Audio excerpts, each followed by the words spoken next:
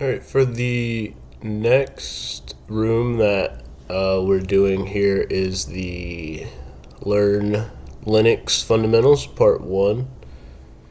This one was pretty fun. I did like this one. Going through it later on, what you'll have to be using is this terminal right here. So first part says, welcome to the first part of Linux Fundamentals, Room Series. You're most likely using Windows or Mac machine. Both are different in visual designs and how they operate. Just like Windows, iOS, or Mac OS, Linux is just another operating system and one of the most popular in the world. Here is an example of Linux operating system. Let's get that out of there. So this is what it will look like. Cool. So we'll be covering some of the history behind Linux and eventually starting your journey of being a Linux wizard. So moving on to the second task, it asks, where is Linux used? Linux is used in a lot of different applications, a lot of different things, websites, car entertainment, control panels, point of sale systems, and critical infrastructure such as like traffic lights and industrial sensors. Flavors of Linux, I think that is referring to like different types. So like there's like Debian and Ubuntu and Unix. I think this Unix is one. This is actually an umbrella term for based on Unix. Oh, well. Okay, moving on. So here's what I was talking about. Ubuntu and Debian are some of the more common distribution of Linux. What I'm using here is an example of the Debian. So the question here is, what year was the first release of a Linux operating system? I had to look this one up. I did know the answer before, but I couldn't remember. I was thinking somewhere around like 93. So I had to go on Google just to double check, and it was 91. So I was wrong on that, but the answer is 1991 for the first release of a Linux operating system. And then on this next part, this is where you would pull up the terminal right here. All right, and then running your first few commands. Let's see. As we discussed, a large selling point of the OS, such as Ubuntu, is how lightweight they can be. It doesn't come without disadvantages. Which that some disadvantages would be like they're saying here, the graphical user interface it's gonna look like this instead of something like this over here. The terminal is purely text based. Which you can see. That's like what they mean. It's all text, no pictures or anything, which you can make pictures in here, but you can do it with numbers. Let's get started with the two first commands. First command, echo. Echo will repeat out what you say. So echo hello. And you can see right here, it wrote hello. And then if you want to know where you are in the directory, who am I? And it tells you that's what you are. Right there. This is just illustrating that as well. And then if we want it to output the text, try hack me. There we go, like we saw earlier. We do echo.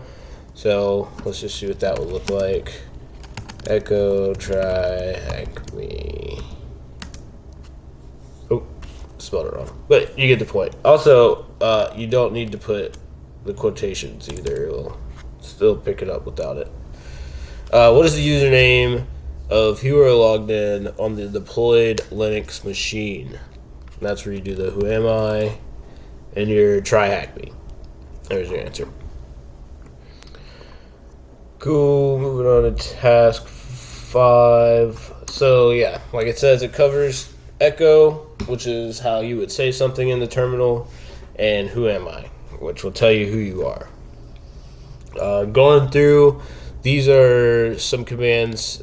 ls would be, like it says, listing, so it'll list the directories, and this is what it will look like also on here. You could do that, and then the next one, change directory. I didn't change directory, so I'd do change directory downloads. Oh, it has to be cap sensitive. There we go. Now we're in downloads. And then concatenate, and then print working directory. Boom. Shows where you're at. It's kind of like the who am I. Before we can do anything such as finding out the contents of the files, subfiles, we need to know the existing place where it can be done. ls short command. Doing this right here is, let me get this out of the way. Is showing list, shows the things that are listed. So here, folder 1, 2, 3, and 4. And then coming over here, changing out a directory.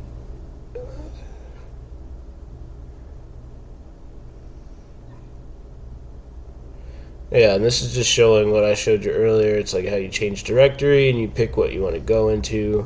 And then once you're inside, you're going to hit ls again, and then that will name it what's inside of that folder for you.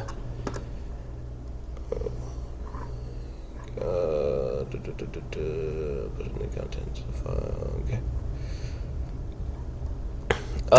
Just concatenating will show what is in the file. So like how you would do that would be cat, and then you put what the file is that you want to show, and then here's the output of what it will do.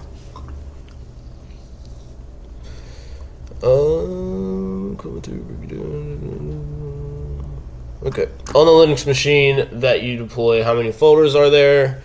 There's 4, and you can see that there's 1, 2, 3, 4 folders. What directory contains a file? That is folder 4, and you can do that. Change directory, folder 4. Yeah, now you're in it, and then ls, boom. What is the contents of this file? And that's where you would do cat note.txt. Hello world, shows what it is. Hello world. And use the cd command to navigate to the file to find out the new current directory and what it is. And then yeah, that's when you just do the pwd home try hack me folder 4. Right there. Coming through on here, let's just kind of move through quicker. Use grep on an access log to find that the flag has a prefix of THM and what is the flag. So what that is saying is use grep. Let's see here. I wonder if I can go back. Alright, cool. Grep and then THM. I think that's right.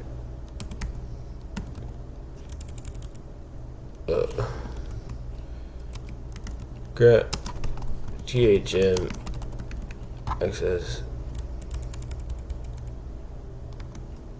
Is that low? Alright, cool. So once you enter in that, that's what grep is doing. So grep is, you can use grep to search the entire contents of a file for entries of the value that we're searching for. Going with the example of the web server access log, we want to see everything that the IP address 81.143.211.90 has visited. So when you do that, it pulls up all this on March 25th, 2021, 11/17. You can see all the info of where that IP address went. And then over here, this is showing the same thing. And this is where you get your answer for that question. Yeah, no question needed for that. Moving on.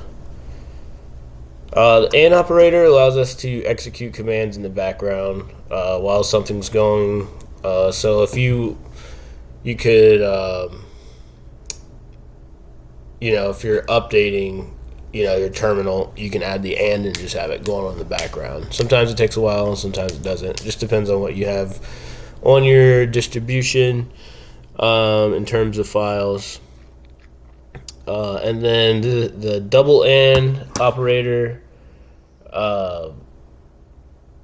it makes a list of commands to run. So you have you can say one command would go, and then after that happens, you want command 2 to happen. And then here it's saying that the second command will only run if the first one is successful.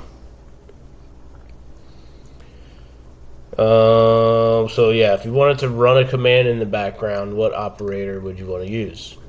The AND. I call it AND. If you wanted to replace the contents of a file name with password to the word password 123, what would my command be?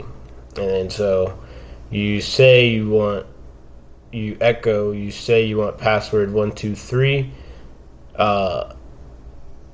to replace the words passwords, the file name passwords.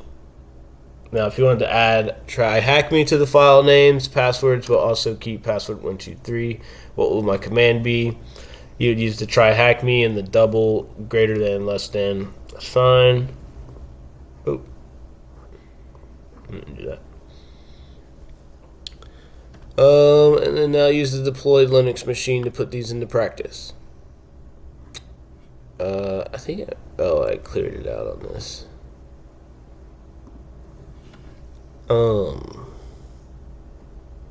So if I was to do that on, let's just say on here, I would have to go back and then switch users.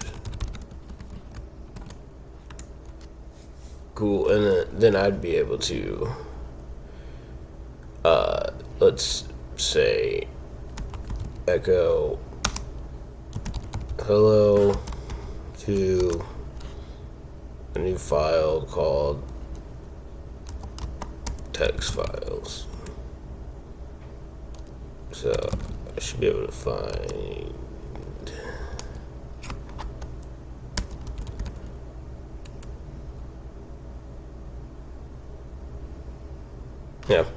well, it adds it to a file called text files.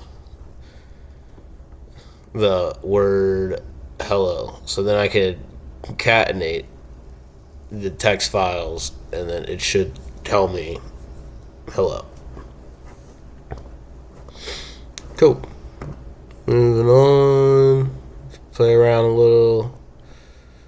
And terminate to deploy. Just terminate this. Cool. And that was part 1 of learning the Linux fundamentals.